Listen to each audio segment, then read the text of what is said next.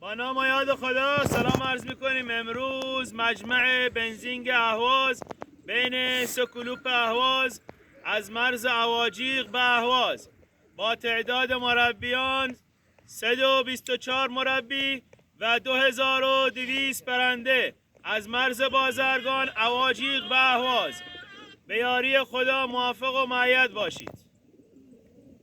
با داوری جناب خشایار برکات.